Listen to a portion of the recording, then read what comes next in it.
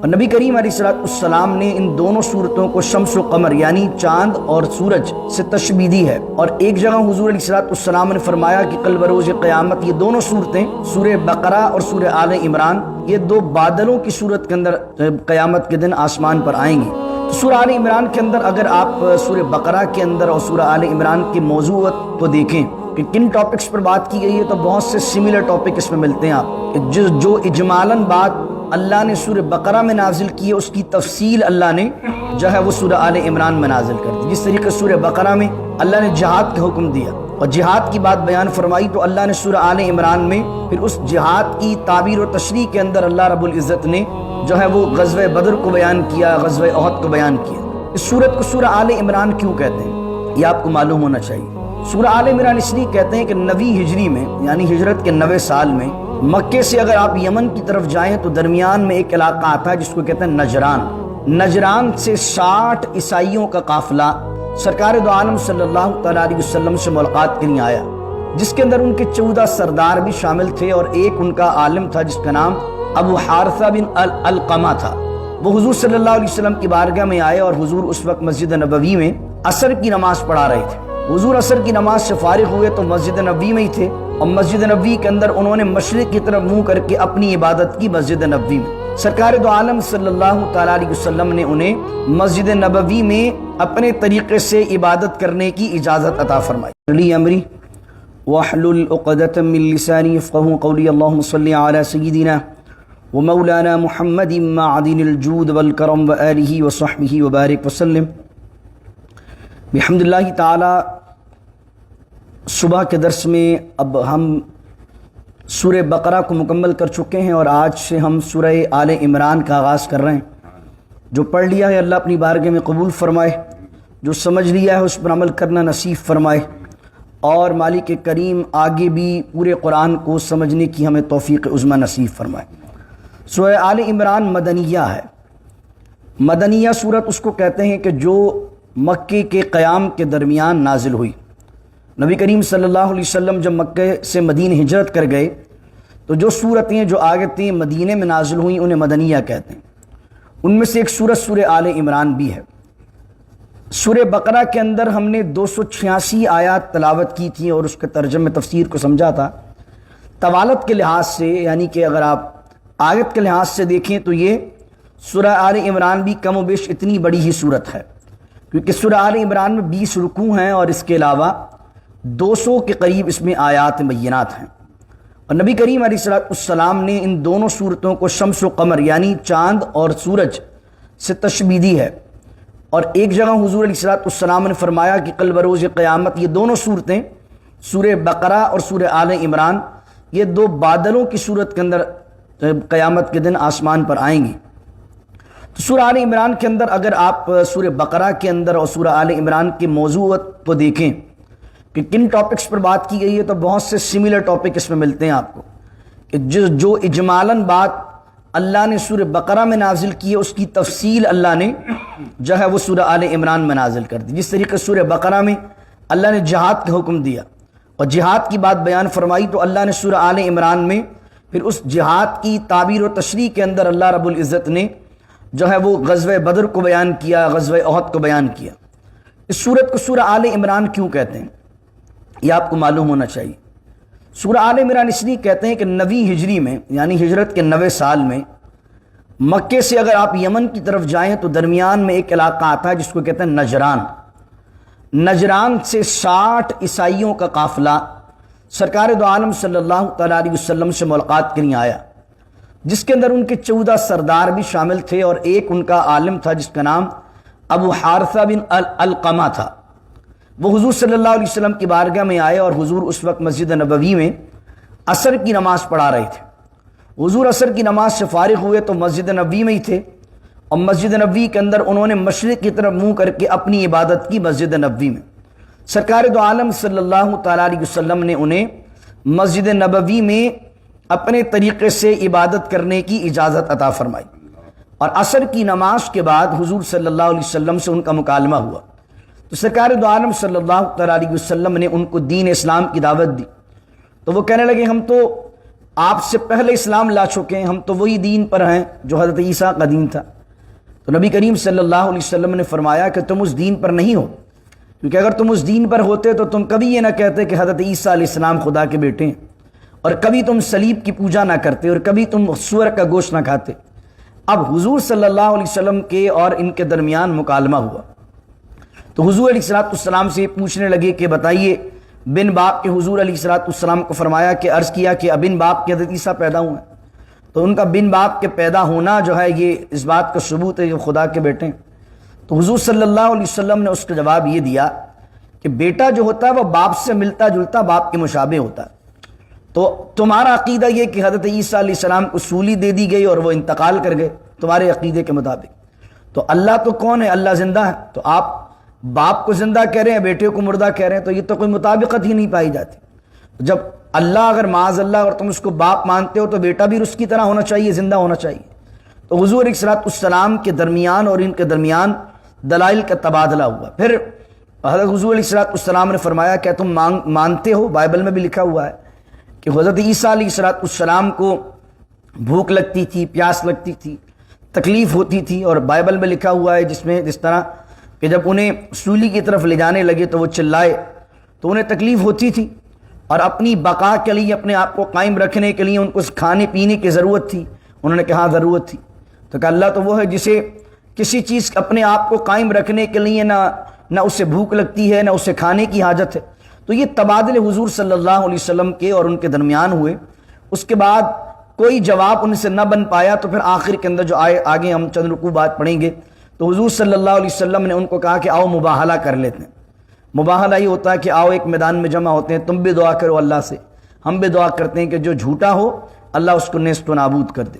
اور جب یہ مباہلہ کا وقت آیا تو پھر وہ کیا واقعہ ہوا، میں انشاءاللہ 4-5 رکوع بعد اس کی تفصیل آئے گی، جب وہ آیت آئے گی تو بیان کروں گا۔ تو اللہ رب العزت نے اس موقع پر جب یہ ان سے کلام ہو رہا تھا، مناظرہ ہو رہا تھا نجران کے عیسائیوں سے، تو اللہ نے اپنے حبیب پر وحی نازل فرمائی، اور وہ وحی تو سورہ آل عمران 80 کے قریب آیتیں حضور علیہ السلام پر اس مناظرے کے لیے، یہ جو مکالمہ تھا، ڈائلاگ تھے، 80 کے قریب آیتیں سورہ آل عمران کی نازل ہوئیں، اور حضور صلی اللہ علیہ وسلم نے اس وحی کو ان کے سامنے پڑھ کر بیان کر دیا۔ اب آل عمران نام رکھنے کی وجہ کیا ہے؟ میں نے جس طرح آغاز میں جب ہم نے قرآن کریم کی تفسیر شروع کی تھی، میں نے آپ کو کہا تھا کہ جو صورتوں کے نام ہیں یہ بعد کے لوگوں نے اس کے مرتب کیے ہیں، کہ اس کو آل عمران کہیں گے، اس کو سورہ بقرہ کہیں گے، بعد کے لوگوں میں، صحابہ کے دور میں، بعض اوقات صحابہ کے دور میں بھی نہیں، تابعین کے دور میں بعد کے مجتہدین نے اس کو نام دیے آسانی کے لیے، تاکہ لوگ اس میں بیان کیے گئے موضوع سے اس آیت کو سمجھ جائیں۔ اس کے اندر ایک لفظ قرآن کریم میں کہ وَإِذْ قَالَتِ امْرَأَتُ عِمْرَانَ رَبِّ إِنِّي نَذَرْتُ، کہ جب عمران کی بیوی نے منت مانی۔ اب عمران کون تھے جن کی وجہ سے اس کو آل عمران کہتے ہیں؟ حضرت مریم علیہ السلام جو جناب عیسیٰ کی والدہ ہیں، حضرت مریم کے والد کا نام عمران ہے، تو اس وجہ سے اس سورت کو آل عمران کہا گیا۔ کیوں؟ کیونکہ اس سورت کے اندر ابھی 2 رکوع 3 رکوع بعد آپ دیکھیں گے کہ حضرت مریم کا پورا ڈیٹیل سے واقعہ ہے کہ حضرت مریم پیدا کیسے ہوئیں، ان کی والدہ نے کیا منت مانی، اس کے بعد حضرت عیسیٰ کیسے پیدا ہوئے، ان کو کیا کیا معجزات عطا کیے، پھر اس کے بعد پھر عیسائیوں سے جو مکالمہ ہوا، وہ مکالمہ کیا ہوا، وہ سارا ڈیٹیل سے اس میں ذکر ہے۔ تو اس سورت کی ابتدا کے اندر چونکہ آل عمران کا ذکر ہے، آل مانے اولاد، تو جناب عمران کی اولاد کا ذکر ہے، جناب مریم کا، جناب عیسیٰ کا، اس وجہ سے اس سورت کو کہا گیا سورہ آل عمران کہا گیا۔ اور جو سورہ بقرہ ہے اس میں آپ دیکھتے ہیں کہ یہودیوں کو دلائل زیادہ تر دیے گئے، اور آپ اس میں دیکھیں گے کہ اس کے اندر قریب 80 کے قریب آیتیں جس میں عیسائیوں سے ڈائلاگ کیے گئے، کیونکہ جب یہودی کہتے ہیں کہ ہم خدا کو مانتے ہیں، ہم خدا کی کتاب کو مانتے ہیں، عیسائی کہتے ہیں ہم خدا کو مانتے ہیں، نبیوں کو مانتے ہیں اور خدا کی کتاب کو مانتے ہیں، وہ کہتے ہیں ہم انجیل کو مانتے ہیں، وہ کہتے ہیں ہم توریت کو مانتے ہیں۔ تو جب قرآن آیا ہے، جب حضور آئے ہیں، تو سب سے پہلے ایمان لانا بنتا تو یہودیوں کا تھا، کیونکہ وہ آلریڈی خدائی نظام پر بلیو کرتے تھے، وہ آلریڈی جنت اور دوزخ کو مانتے تھے، ان کے پاس خدائی تصور موجود تھا، ایک خدا کی طرف سے کتاب ان کے اندر موجود آئی ہوئی تھی۔ تو لیکن ہٹ دھرمی کی وجہ سے اور تعصب کی وجہ سے انہوں نے اسلام کو قبول نہیں کیا۔ تو قرآن کریم بار بار سب کے لیے بھی بات کرتا ہے، اور خاص طور پر وہ اہل کتاب کہ جن کے پاس پچھلی کتابوں کے اندر وہ دلائل موجود تھے کہ جو نبی کریم صلی اللہ علیہ وسلم کے بارے میں پیشن گوئی کر رہے تھے تو بار بار اللہ انہیں یاد دلاتا ہے کہ ان کتابوں کو پڑھو جن میں تم نے تحریف کر دی ہے، ان چیزوں کو پڑھو جو ہماری طرف سے منزل من اللہ ہے۔ اب آئیے ہم شروع کرتے ہیں اور چند آیت نمبر 6 تک میں پڑھوں گا، پھر باقی کل تفسیر بیان کریں گے۔ شروع ہوتا ہے وہی انداز جو سورہ بقرہ میں تھا، الف لام میم۔ الف لام میم حروف مقطعات ہیں، اس پر میں آغاز میں ڈیٹیل سے جو ہے لیکچر ریکارڈ کروا چکا ہوں کہ حروف مقطعات یہ اللہ جانتا ہے، یہ اللہ کا حبیب اللہ کے بتائے سے جانتا ہے۔ کائنات میں کوئی نہیں جانتا کہ اس سے کیا مراد ہے، اور جو اس کو سننا چاہے تو وہ ڈیٹیل سے میرے شروع کے لیکچر سن سکتا ہے۔ اللہ لا الہ الا هو الحی القیوم، وہ اللہ ہے، اس کے سوا کوئی معبود نہیں ہے۔ الحی القیوم، اور وہ اللہ خود ذاتی طور پر زندہ ہے، از خود زندہ ہے، اور ای القیوم، اور وہ تمام عالم کو، ساری کائنات کو، ہر موجود چیز کو قائم رکھنے والا ہے، خود بھی کسی کے سہارے کے بغیر قائم ہے، اور سارے عالم کو اپنے اختیار سے، اپنی طاقت سے قائم رکھنے والا ہے۔ اللہ زندہ ہے، لیکن ترجمہ یہاں کیا از خود زندہ ہے، کیونکہ زندہ تو ہم بھی ہیں، تو ہم بھی زندہ ہیں، اللہ بھی زندہ ہے، کیا فرق ہوا؟ ایک جاندار جتنے بھی ہیں وہ بھی زندہ ہے، کائنات میں ہزاروں چیزیں زندہ ہیں، تو اللہ بھی زندہ، ہم بھی زندہ۔ تو ایسے تو ترجمہ اگر کریں گے تو اللہ اور بندے کے درمیان ایک مشترک چیز پائی جائے گی، زندگی اللہ کے پاس بھی، ہمارے پاس بھی، لیکن ہماری زندگی ایک تو محدود ہے، اللہ کی زندگی لامحدود ہے۔ ہماری زندگی اللہ کی دی ہوئی ہے، اللہ کی اجازت، اللہ کے اختیار سے دی ہوئی ہے، لیکن اللہ کو کسی نے زندگی نہیں دی، اللہ کو کسی نے زندہ نہیں رکھا، بلکہ وہ ہمیشہ سے ہے، ہمیشہ رہے گا، اور وہ از خود زندہ ہے، اور القیوم، اور وہ قائم رہنے والا ہے۔ تو یہاں پر اس آیت کو پیش کر کے سب سے پہلے جو ہے عیسائیوں کو جو ہے وہ رد کر دیا گیا کہ حضرت عیسیٰ علیہ السلام خدا نہیں ہیں، نہ خدا کے بیٹے ہیں، اور کیونکہ خدا وہ ہوتا ہے جو حی ہوتا ہے اور وہ قیوم ہوتا ہے۔ نزل علیک الکتاب، اور نازل کی ہم نے آپ کی طرف کتاب، کتاب سے مراد کیا ہے؟ قرآن۔ نازل کی ہم نے آپ کی طرف کتاب، اور وہ کتاب ہم نے نازل کی بالحق، حق کے ساتھ، اور وہ حق کے ساتھ کتاب کی شان یہ ہے کہ مصدقا لما بین یدیہ، کہ وہ اس کی تصدیق کرنے والی ہے جو اس سے پہلے نازل ہوئی ہے۔ قرآن کا اعجاز یہ ہے کہ قرآن بائبل کی، توریت کی، زبور کی، انجیل کی، اور اللہ کے تمام نبیوں پر نازل ہونے والے صحائف کی تصدیق کرتا ہے۔ قرآن یہ نہیں بیان کرتا کہ میں ہی حق ہوں اور پچھلی چیزیں غلط ہیں، قرآن یہ بیان کرتا ہے کہ اللہ کے جو پچھلے نبی آئے حضور سے پہلے وہ سارے نبی سچے، اور ان پر جو کتابیں نازل ہوئی اللہ کی طرف سے وہ ساری کتابیں سچی ہیں۔ تو مصدقا لما بین یدیہ، اور اللہ کی طرف سے نازل کی گئی تم پر کتاب جو تصدیق کرنے والی ہے پچھلی کتابوں کی۔ وانزل التوراۃ والانجیل، اور اللہ نے نازل کی توریت کو اور انجیل کو، اللہ نے توریت بھی نازل کی اور انجیل بھی نازل کی۔ من قبل ھدی للناس، اس سے پہلے یعنی قرآن سے پہلے اللہ نے توریت نازل کی اور انجیل نازل کی، کس چیز کے لیے؟ ھدی للناس، لوگوں کی ہدایت کے لیے۔ وانزل الفرقان، اور اگر اس کو آپ قرآن سے ریلیٹ کریں تو ترجمہ ہوگا وانزل الفرقان، اور اللہ نے نازل کی اس کتاب کو فرق کر دینے والی، یعنی اللہ کی طرف سے جو اللہ کی وحی نبیوں پر نازل ہوتی ہے، وہ قرآن، وہ کتاب منزل جو ہوتی ہے وہ اتنی واضح ہوتی ہے کہ آدمی اگر اس کو دیکھ کر دنیا کو دیکھے تو اس کے سامنے مکمل واضح ہو جاتا ہے کہ کیا حق ہے اور کیا بات ہے۔ لیکن یہاں وہ ایک سوال پیدا ہوتا ہے کہ قرآن کریم یہاں یہ بیان کر رہا ہے کہ قرآن تصدیق کرنے والا ہے بائبل کی، لیکن بہت سی چیزیں اس دور کے اندر جب آپ بائبل میں پڑھتے ہیں اور قرآن کی پڑھتے ہیں وہ تو ٹکرا رہی ہیں۔ آیت کہہ رہی ہے کہ تصدیق کرتا ہے، اور موجودہ دور میں بائبل پڑھیں گے کچھ اور کہے گی اور قرآن پڑھیں گے کچھ اور کہے گا۔ تو اب ہمیں بائبل کے لحاظ سے کیا عقیدہ رکھنا چاہیے؟ بائبل کے دو حصے ہوتے ہیں، ایک کو اولڈ ٹیسٹیمنٹ کہتے ہیں اور ایک کو نیو ٹیسٹیمنٹ کہتے ہیں۔ اس کو اردو میں آپ کہہ لیں عہد نامہ قدیم اور عہد نامہ جدید۔ جو اولڈ ٹیسٹیمنٹ، نیو ٹیسٹیمنٹ، جو پوری بائبل ہے، تمام عیسائی اولڈ ٹیسٹیمنٹ کو ہی مانتے ہیں اور نیو ٹیسٹیمنٹ کو ہی مانتے ہیں۔ یہودی جو ہیں، جیوز جو ہیں، وہ نیو ٹیسٹیمنٹ پہ بلیو نہیں رکھتے، وہ صرف اولڈ ٹیسٹیمنٹ کو مانتے ہیں۔ اور اولڈ ٹیسٹیمنٹ کے اندر وہ کہتے ہیں کہ جناب وہ 5 قسم کی کتابیں، وہ صحائف جو اللہ نے موسیٰ علیہ السلام پر نازل کیے وہ اس کے اندر موجود ہیں، وہ اس پر ایمان رکھتے ہیں۔ اب یہ الگ بات ہے کہ آپ جائیں اور اب پروٹسٹنٹ سے پوچھیں کہ تمہارے نزدیک بائبل کے کتنے ورژن ہیں تو وہ کہیں گے ہمارے نزدیک 34 ہیں. آپ کیتھولک سے پوچھیں, کیتھولک الگ بتائیں گے تو ان کے اندر بھی جو ہے وہ جلدوں کا فرق ہے. کوئی کتنے حصوں کو مستند مانتے ہیں, پروٹسٹنٹ الگ حصوں کو مستند مانتے ہیں. اس سے ہٹ کر بات کریں تو قرآن کریم جو بائبل میں تصدیق کرتا ہے وہ ان چیزوں کی کرتا ہے جو اللہ کی طرف سے نبیوں پر نازل ہوئی ہیں. قرآن ان کی تصدیق نہیں کرتا جو بعد کے لوگوں نے اس میں ایڈ کر دی ہیں.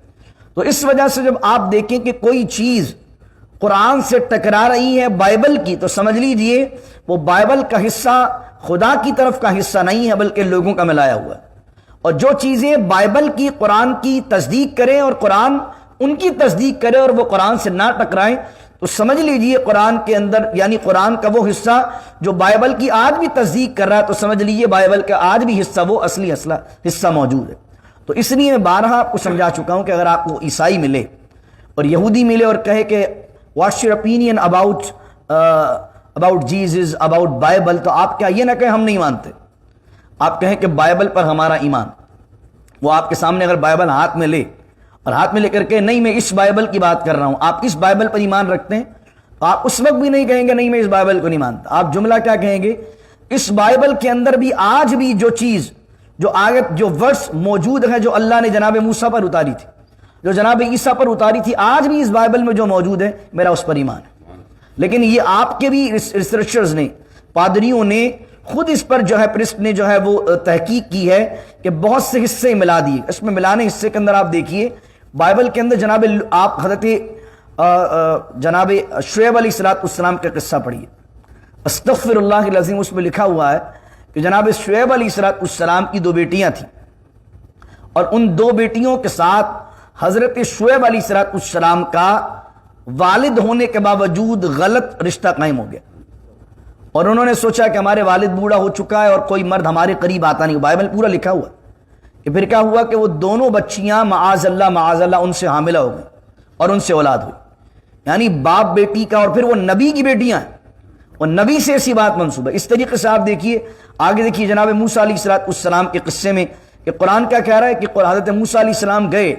تو پیچھے سامری نے بت بنایا, سامری نے بچڑا بنایا اور حضرت ہارون علیہ السلام جو ہے وہ اس کو منع کرتے رہے. لیکن آپ بائبل میں پڑھتے ہیں تو وہاں پر یہ کہ حضرت موسیٰ علیہ السلام طور پر گئے اور حضرت ہارون نے بچڑا بنایا اور حضرت ہارون نے بچڑا بنا کر کہا کہ تم اس کو پوجو. اب ایک اللہ کے نبی جو حضرت موسیٰ علیہ السلام کے بھائی ہیں ان کی طرف بائبل کے اندر ایسی بات منسوب کر دی گئی کہ جناب وہ شرک کر رہے ہیں اور لوگوں کو باقاعدہ بت بنا کر کہہ رہے ہیں اس کو پوجو. اس کے علاوہ جب آپ حضرت داؤد علیہ السلام کا قصہ پڑھتے ہیں بائبل کے اندر تو داؤد علیہ السلام کا ایک سپہ سالار تھا, اس کی بیوی پر آپ کی نظر پڑی, بائبل میں لکھا ہوا معاذ اللہ, تو آپ کو اس کی بیوی اچھی لگ گئی تو آپ نے اس کو بلایا دربار میں, اس کے ساتھ غلط کام کیا استغفر اللہ العظیم, اور بعد میں کیونکہ آپ کو پسند آ گئی تھی تو آپ نے اس کو سپہ سالار کو مروا دیا, جو سپہ سالار تھا اس سپہ سالار کو مروا دیا. یہ بائبل میں لکھا ہوا ہے. اس طریقے جناب سلیمان علیہ السلام کے حوالے سے لکھا ہوا کہ آپ کو خواتین کے اندر معاذ اللہ بڑی رغبت تھی اور جن خواتین میں رغبت تھی وہ بت پرست تھیں اور انہوں نے حضرت سلیمان علیہ السلام کو معاذ اللہ بت پرستی کی طرف لگا دیا تھا. یہ ساری باتیں آج بائبل میں لکھی ہوئی. تو اس سے پتہ کیا چلتا ہے کہ یہ وہ حصے ہیں جو بائبل کے اندر تحریف کر دیے گئے, یہ وہ حصے ہیں جو بائبل کے اندر ملا دیے گئے بات کے لوگوں نے. اور آج یہ جو ریسرچرز ہیں عیسائیوں میں یہودیوں میں وہ اس بات کو تسلیم کرتے ہیں. آج بھی یہ تمام چیزیں بائبل میں موجود ہیں. تو ایک طرف آپ نبی مانو اور پھر نبی سے ایسی چیزیں مانو استغفر اللہ العظیم. تو پتہ چلا قرآن تو نبیوں کو کہتا ہے کہ وہ بڑے اولو العزم ہیں. وَآتَيْنَاهُ الْكِتَابَ وَالْحِكْمَةَ وَفَصْلَ الْخِطَابِ. قرآن تو کہتا ہم نے داؤد علیہ السلام کو شان عطا کی, انہیں حکمت عطا کی, انہیں فصل الخطاب عطا کیا. جناب موسیٰ کی شان, جناب عیسیٰ کی شان, جناب ہارون علیہ السلام کی شان کو بیان کرتا ہے. تو پتہ چلا کہ جو چیز بائبل میں آج بھی قرآن سے نہیں ٹکرائے گی وہ تو حصہ ہم کہیں گے قرآن اس کی تصدیق کر رہا ہے. اور آپ سمجھ لیجئے جو حصہ قرآن سے ٹکرائے گا تو ہم کہیں گے وہ بائبل کے اندر خدا کا نازل کردہ نہیں ہے بلکہ بعد کے لوگوں کا ملا دیا گیا ایسا. اس طریقے سے تو بائبل کے اندر آپ سمجھ گئے کہ بائبل جو اولڈ ٹیسٹیمنٹ ہے اس میں زبور بھی شامل ہے. یہودی سمجھتے ہیں وہ زبور بھی ہے اور جناب موسیٰ علیہ السلام پر جو نازل ہوئے صحائف وہ بھی ہیں اور اس کے ساتھ ساتھ آگے جو حضرت شموئیل علیہ السلام، حضرت حزقیل علیہ السلام، جو دیگر انبیاء اللہ رب العزت نے بنی اسرائیل کی طرف بھیجے، ان پر جو صحائف نازل ہوئے وہ سارے کے سارے ان کے نزدیک اولڈ ٹیسٹیمنٹ میں شامل ہیں۔ اور اس کے علاوہ جو نیو ٹیسٹیمنٹ ہے اس کے اندر وہ کہتے ہیں اناجیل اربع، یعنی وہ یوحنا کی اور لوکس کی اور 4 جو حضرت عیسیٰ علیہ السلام کے وہ حواری مانتے ہیں، جن 4 لوگوں نے حضرت عیسیٰ علیہ السلام کے آسمان پر اٹھائے جانے کے بعد اس کو لکھا، اس کو وہ جناب نیو ٹیسٹیمنٹ مانتے ہیں۔ اور آپ کو معلوم ہونا چاہیے کہ توریت جو تھی، جب پہلی مرتبہ بیت المقدس پر حملہ کیا ابوکڈنیزر نے جب پورا کا پورا بیت المقدس کو شہید کر دیا، تو ان کے پاس ایک تو بائبل یہ پڑھتے نہیں تھے توریت، اور چند حصے ان کے پاس موجود رہ گئے تھے۔ وہ جب آیا تو اس نے پورے بیت المقدس کو تخت و تاراج کر دیا، بائبل کو بھی شہید کر دیا، یعنی توریت کو بھی شہید کر دیا، اور توریت ان تک 100 سال تک گم رہی۔ اور کچھ نے لکھا 100 سال سے زیادہ ان کے پاس توریت تھے نہیں۔ پھر بائبل کے اندر لکھا ہے اور ان کے اندر دوسری کتابوں میں، ان کی تاریخ کی کتابوں میں لکھا ہے کہ پھر کئی 100 سال بعد حضرت عزیر علیہ السلام آئے، اور حضرت عزیر علیہ السلام نے پوری بنی اسرائیل کی تاریخ لکھوانا شروع کی کچھ لوگوں کے ساتھ مل کر، اور وہ تاریخ لکھوائی گئی تو اس کے اندر توریت کے وہ حصے بھی جو جناب موسیٰ علیہ السلام کے متعلق تھے اور یاد کر کر کے لکھوائی گئی۔ تو اب کیا ہو گیا، بنی اسرائیل کی تاریخ بھی توریت میں شامل ہے اولڈ ٹیسٹیمنٹ میں، اور بائبل کے کچھ حصے بھی اس میں شامل ہیں۔ تو آپ اولڈ ٹیسٹیمنٹ کو صرف توریت نہیں کہہ سکتے، آپ یہ کہیں گے کہ توریت کے حصے بائبل کے یعنی اولڈ ٹیسٹیمنٹ میں بکھرے ہوئے ہیں، زبور بھی شامل ہے لیکن بکھری ہوئی ہے۔ لیکن ہم یہ نہیں کہہ سکتے کہ کمپلیٹ توریت جو ہے وہ اولڈ ٹیسٹیمنٹ میں ہے، یا کمپلیٹ زبور جو ہے وہ اولڈ ٹیسٹیمنٹ میں ہے۔ ہم یہ کہیں گے کہ ہاں توریت کی ورسز کچھ اولڈ ٹیسٹیمنٹ میں مل جائیں گے آپ کو آج بھی اپنی اصلی حالت میں، اور آج بھی اگر کوئی زبور کو دیکھنا چاہے تو اولڈ ٹیسٹیمنٹ کے اندر اس کو کچھ ورسز اس کو وہاں مل جائیں گی۔ اور وہ ورسز علماء نے بہت سی ورسز کو، جیسے علامہ غلام رسول سعیدی صاحب نے تبیان القرآن کے اندر جب اس آیت کی شرح لکھی ہے تو انہوں نے بہت سی ورسز جو بائبل کی ہیں، جو اولڈ ٹیسٹیمنٹ کی ہیں، ان ورسز کو لیا ہے اور قرآن کی ورسز کو لیا۔ جیسے چوتھے بارے کے آخر میں آپ پڑھیں گے کہ اللہ نے کون کون سے رشتوں کو حرام کیا ہے، جیسے پھپھی سے نکاح حرام ہے، خالہ سے نکاح حرام ہے، بھتیجی بھانجی محرم ہے۔ جہاں محرم کے رشتے بیان کیے ہیں تو انہوں نے اس طریقے سے بیان کر دیں کہ قرآن یہ محرم بیان کر رہا ہے، اور بائبل کے اندر فلاں فلاں چیپٹر اٹھا کے دیکھیے وہاں پر بھی اللہ انہی رشتوں کو حرام کر رہا ہے۔ تو انہوں نے محنت کر کے علماء نے کتابیں لکھی ہیں جس کے اندر کافی حد تک ان آیات کو، جو آیتیں آج بھی ورسز جو بائبل کے اندر موجود ہیں، جو قرآن کے اندر بھی جو مطابقت ہوتی ہے، ان آیات کو جمع کیا گیا ہے۔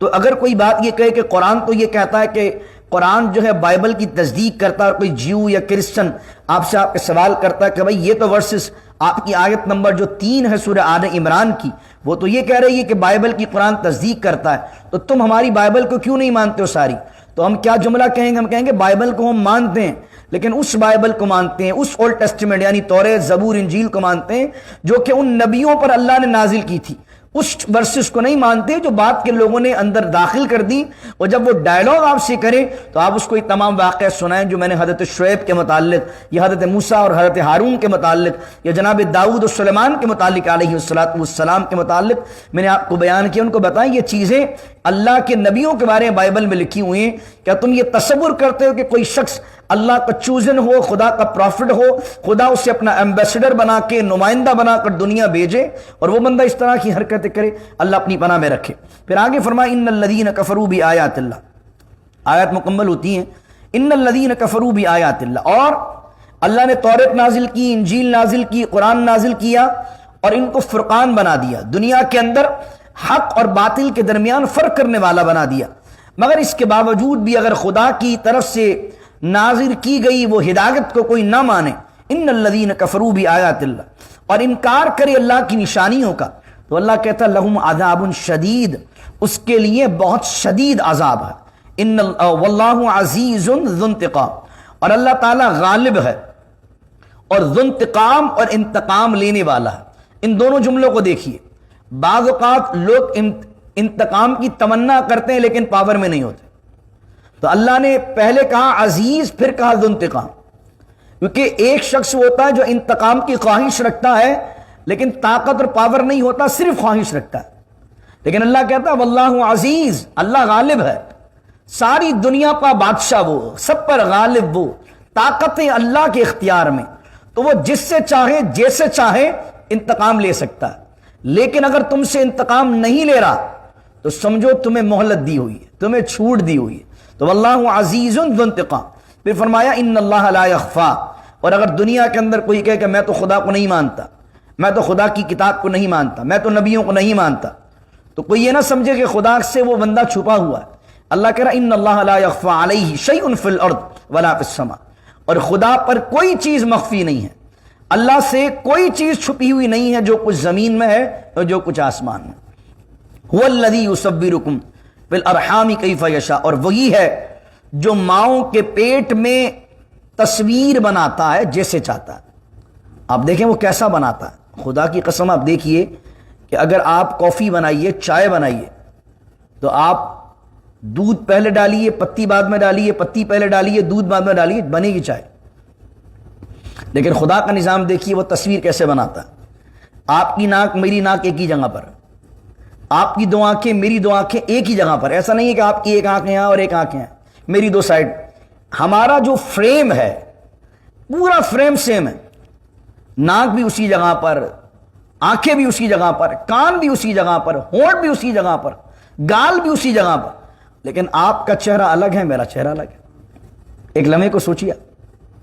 اگر سارے انگریڈینٹس جو ہوتے ہیں ایک جیسے ڈلے تو ڈش ایک ہی بنتی ہے، لیکن ایک ہی فریم ہے پورا، چیزیں بھی ساری ایک ہیں، لیکن آپ کی شکل الگ، میری شکل الگ۔ اور کائنات میں کتنی چہرے، یعنی دو ہی آنکھیں، دو ہی کان والے، دو ہی ہونٹ والے، دو ہی بتیسی رکھنے والے، پلکیں بھی ویسی، بھویں بھی ویسی، یہ سارا اسٹرکچر فریم وہی ہے، لیکن چہرے میرے مولا نے کتنے بلینز آف بنا دیا آپ نے۔ اور دیکھیں جانوروں میں بھی دیکھ لیں، جانور کے بعد بھی دو آنکھیں، دو کان ہیں، لیکن اللہ نے الگ الگ چہرے بنائے۔ تو هو الذی یصورکم فی الارحام، یہاں دو چیزیں ہیں کہ اللہ رب العزت تو مخفی چیز کیا، وہ جو ماں کے پیٹ میں کسی کو نظر نہیں آ رہا ہوتا، وہ اللہ رب العزت اس نطفے سے، اس پانی سے پہلے گوشت کا لوتھڑا بناتا ہے، گوشت کے لوتھڑے سے اس میں ہڈیاں ڈالتا ہے، اور پھر ایک بہترین صورت تمہیں عطا کرتا ہے۔ اور پھر حضرت عیسیٰ علیہ السلام کے متعلق بھی یہ بات ہوئی کہ وہ خدا کے بیٹے کیسے ہو سکتے ہیں، کہ ان کو بھی ماں کے پیٹ میں بنانے والا تمہارا پروردگار۔ تو یہ بات بیان کی گئی۔ پھر فرمایا لا الہ الا هو العزیز الحکیم، اور اللہ کے سوا کوئی معبود نہیں ہے، اور وہ عزیز ہے اور حکیم ہے۔ یہ بار بار استعمال ہوتا ہے جب اللہ تعالیٰ کہیں اپنے عذاب کی بات کرتا ہے، تو آپ دیکھیں گے کہ اس آیت کے اختتام پر جب مکمل ہوتی ہے آیت، تو وہاں زیادہ تر اللہ استعمال کرتا ہے عزیز الحکیم۔ جیسے یہاں استعمال کیا، پہلے کہا کہ انتقام لینے والے جو آیت کو جھٹلائے گا شدید عذاب دیں گے، پھر اگلی آیت بیان کی کہ ہم کیا کیا جانتے ہیں، کسی کی غلطی، کسی کا گناہ، کسی کا جرم یہ نہ سمجھے کہ میں دنیا کے اندر جو کچھ کروں گا مجھے کوئی پوچھنے والا نہیں۔ اللہ کہتا ہے ایک ایک چیز ہم نوٹ کر رہے ہیں، لیکن نوٹ کر رہا ہے، دیکھ رہا ہے، تو عذاب کیوں نہیں بھیج رہا؟ تو اللہ کیا کہتا ہے لا الہ الا هو العزیز الحکیم۔ ایک ہوتا ہے عزیز، ایک ہوتا ہے حکیم۔ بہت سی جگہ عزیز کے ساتھ حکیم آتا ہے، اس کا ربط بڑا خوبصورت ہے، اس کو اگر آپ سمجھیں۔ ہم بعضوں کا ترجمہ پڑھتے ہیں تو غور نہیں کرتے نا کہ یہ لفظ اس لفظ سے پہلے کیوں آیا، ان لفظوں کا آپس میں کنیکشن کیا ہے۔ عزیز کہتے ہیں، جس طرح میں نے بتایا، غالب کو، زبردست کو۔ آپ کا ایک نافرمان آپ کا کوئی دشمن ہو، آپ کا کوئی باغی ہو بھی آپ کی کسٹڈی میں، طاقت بھی آپ کو سزا دینی کی ہو، تو آپ تو دیر ہی نہیں کریں گے اسے مارنے میں، کیونکہ آپ کے کنٹرول میں ہے، آپ کی کسٹڈی میں ہے، طاقت آپ کے پاس ہے، آپ کو پوچھنے والا کوئی نہ ہو، پورا ماحول تیار ہے آپ کے لیے، کوئی نہ پوچھے گا بھی نہیں آپ سے، کوئی نہ پولیس لے کے جائے گی، نہ کچھ کر، آپ کو پتہ چل جائے یہ تیرے دشمن ہے، یہ گراؤنڈ میں تیرے ہاتھ میں گن ہے، یہ بالکل جو ہے وہ کچھ بھی ان کے پاس نہیں ہے، اور تجھے کوئی پوچھنے والا بھی نہیں ہوگا، غالب تو ہو گئے آپ۔ لیکن اللہ کیا کہہ رہا ہے لا الہ الا هو العزیز الحکیم۔ اللہ غالب تو ہے لیکن تمہاری طرح نہیں ہے، تمہیں تو ذرا سا خدا اگر غلبہ دے دے تو تم پورے زمانے میں فتنہ کر دو۔ اللہ عزیز ہے لیکن عزیز کے ساتھ حکیم ہے، حکمت والا، اس کی حکمت ہے ڈھیل دینے میں۔ غالب ہے، وہ کہتا میں غالب تو ہوں لیکن بندے تجھے ڈھیل دیتا ہوں، ہو سکتا تو سدھر جا۔ یہ اس کی حکمت ہے کہ وہ کائنات کو ان کے جرائم کی وجہ سے ایک ساتھ تباہ نہیں کرتا، ایک ساتھ ان پر عذاب لے کر نہیں آتا، تو وہ عزیز تو ہے لیکن حکیم بھی ہے۔ اس کی حکمت یہ ہے کہ اس نے اس دنیا کو عالم امتحان بنایا ہے، ورنہ بادشاہ وہ، کائنات اس کی، مالک الملک وہ ہے، کوئی اس کس کی کیا مجال کہ کھائے اس کا، پیے اس کا، ساز جو آئے وہ دی اس کی، اس کو منہ مانے اور اس کی ذات میں شریک ٹھہرائے اور ان معبودوں کو جو باطل ہیں ان کو خدا بنا لے۔ لیکن اللہ ڈھیل دیتا ہے کیونکہ وہ عزیز ہونے کے ساتھ ساتھ کیا ہے؟ حکیم ہے۔ دعا کیجیے اللہ رب العزت سے کہ اللہ رب العزت کی جو صفت ہے عزیز، اس کے صدقے سے ہمیں دشمنوں پر غلبہ نصیب کرے، ہمیں غالب کرے، اور اس کی جو دوسری صفت حکیم کہ وہ حکمت والا ہے، اس کی اس صفت کا صدقہ اللہ ہمیں بھی حکیم بنائے، اللہ ہمیں بھی حکمت عطا کرے، کیونکہ ہم نے سورہ بقرہ میں پڑھا تھا یؤتی الحکمت من یشاء کہ اللہ جس سے چاہتا ہے حکمت دیتا ہے، ومن یؤت الحکمت فقد اوتی خیرا کثیرا، اور اللہ جسے حکمت دیتا ہے اسے خیر کثیر عطا فرماتا ہے، خیر کثیر، بلائیوں کی کثرت اسے عطا فرماتا ہے۔ تو دعا کیجیے اللہ رب العزت اللہ ہمیں قرآن کی تعلیمات پر عمل کرنا نصیب فرمائے۔ بسم اللہ الرحمن الرحیم، الحمدللہ رب العالمین والصلاة والسلام على اشرف الانبیاء والمرسلین، ربنا اتمم لنا نورنا واغفر لنا انك على كل شيء قدير، اللهم نور قلوبنا بالقرآن العظيم وزين اخلاقنا بالقرآن العظيم وادخلنا الجنة بالقرآن العظيم ونجنا من النار بالقرآن العظيم، ربنا لا تزغ قلوبنا بعد إذ هديتنا وهب لنا من لدنك رحمة إنك أنت الوهاب، إن الله وملائكته يصلون على النبي يا أيها الذين آمنوا صلوا عليه وسلموا تسليما، اللهم صل على سيدنا ومولانا محمد معدن الجود والكرم وآله وصحبه وبارك وسلم، سبحان ربك رب العزة عما يصفون والسلام على المرسلين والحمد لله رب العالمين، لا إله إلا الله محمد رسول